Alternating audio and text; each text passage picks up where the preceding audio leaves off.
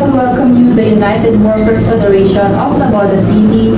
The union built on unity, strength, and the shared goal of protecting the workers' rights. This union brings people together from different jobs, experience, backgrounds, all working together with one goal: To make our voices heard. Our union is established to create a collective voice for employees, promoting fairness, justice, and equality in the workplace. Our mission to empower workers to achieve fair and safe working conditions and fair treatment through collective bargaining and advocacy for their rights. Our vision is about creating a world na kung saan lahat ng workers are treated with fairness and respect. Dapat fair ang sweldo, safe and secure ang trabaho, and full protection of their rights. Kasi hindi lang sila basta empleyado, kundi tao din.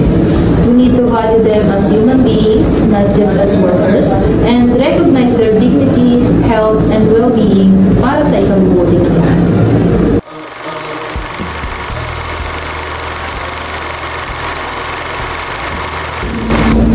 As the Oscar Union President, I'm here to serve, protect, and stand with every worker.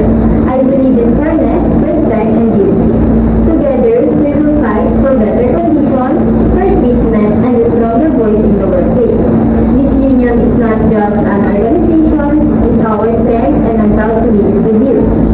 One of the main issues that happen in a workplace is unfair labor practices, where each employee is not treated fairly, and sometimes their employers make them do too much work without any benefits they get from this. That's why the United Workers Federation of Navotas City is here, so that we can better understand the inconsistency that occur in every workplace. Through this federation, it will definitely help every employee know what the rights of every worker in an organization are, and it will possibly help in growing our economy.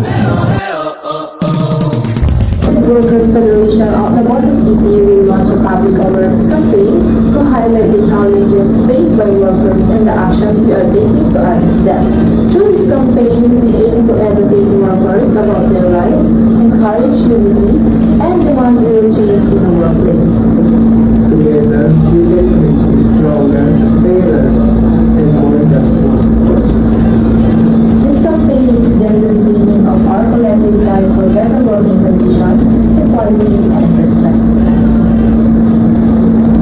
It's time for workers to stand up, appear and demand